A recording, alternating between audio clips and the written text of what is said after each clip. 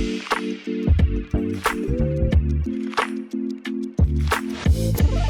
it is, the Bacon Butty. We're in the lovely Brasco Lounge, Liverpool City Centre once again. Josh Sexton and James Sutton, unfortunately, dissecting a loss to Plymouth Argyle in the FA Cup. James, it's a tricky one to assess, really. Tricky in so many ways. Tricky because it's, a disjointed team. It's a fractured team. There's not a lot of experience in the team in general.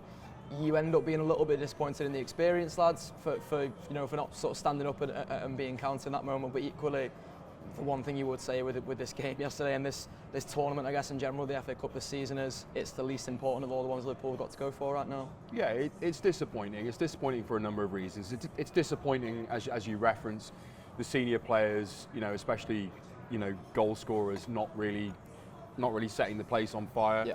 It's disappointing to go out of a competition and not be in the running for more silverware. It's disappointing that it's Plymouth Argyle who are bottom of the championship that we go out to. But I think we're kind of victims of our own success, really. And I know that the manager and the team will say, yeah, we want to win every game and we want to be in every trophy and all that good stuff, and that does stand up. But unfortunately, when you are competing at the top table and you are competing for all the silverware, at some point there is a tipping point. Yep.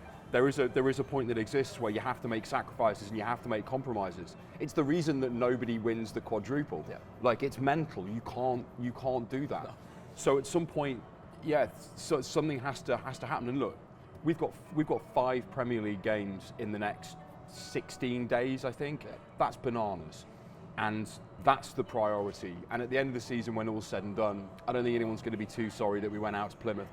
But equally, it is disappointing. Yeah, and that's the thing. Like, we were on the Pretty Much One the other day, and I was talking about the idea of this team being a little bit more battle hardened in quadruple chase and things like that. Now, we didn't want to get dragged into the that's what Liverpool are in right now. It was more the pressure of being in that, because the media were gonna bring that upon us. But in the aftermath now of having gone out of it, it's like you say, the sort of best way to analyse it really is that nobody ever does this, and there's a reason why nobody ever does this. Because it's impossible. Exactly, and actually we've had 2 times where in trying to, well, not even trying to achieve that feat, but getting close to achieving that feat, we've completely crumbled, and the seasons have been dismantled on it. So I think I'm all right with the manager making that sacrifice.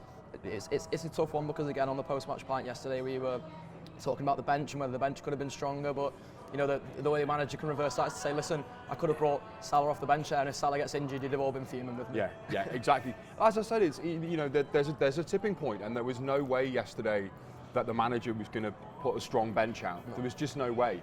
It had to be academy lads, it had to be fringe players, it had to be utility players. I think there's a couple of lads who could probably look at themselves and be quite disappointed. I think Chiesa, for one, I think we all really hoped, I think, that him starting a game, of real importance, where there was a bit of jeopardy on the line, you might start to see some serious Chiesa, and it never really transpired. Harvey Elliott was another one who I thought, I thought was really poor, to be honest. I was really disappointed in him, actually. I think he's probably the player who loses the most from the pitch being as bad as it was. The pitch was terrible. It was, yeah.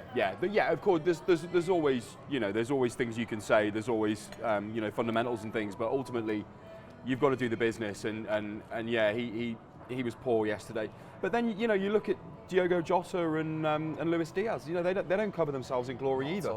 And you have to kind of, it's such a cliche, but you do have to give Plymouth some credit.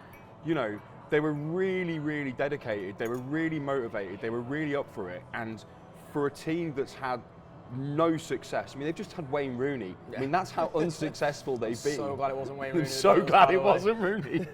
But for I don't want to throw cliches, but yeah, it's really good for a lower league team to do something like that, and that in the wider football context world, that's a nice thing. I can find a little bit of comfort there, knowing that Plymouth had a nice day out, they won something, and we're still competing for the Champions League, the Premier League, and the Carabao Cup. Yeah. That's cool with me. And this is where again it becomes tough to analyse, because there's a couple of names you've referenced there who sort of bigger picture Liverpool will be looking at in terms of slot one of them to get freshness yesterday. He's come out and said that in the press conference after as well. And if he's judging it on the basis of, well, did they get more minutes in their legs? The answer is yes. Did they get more meaningful minutes in their legs?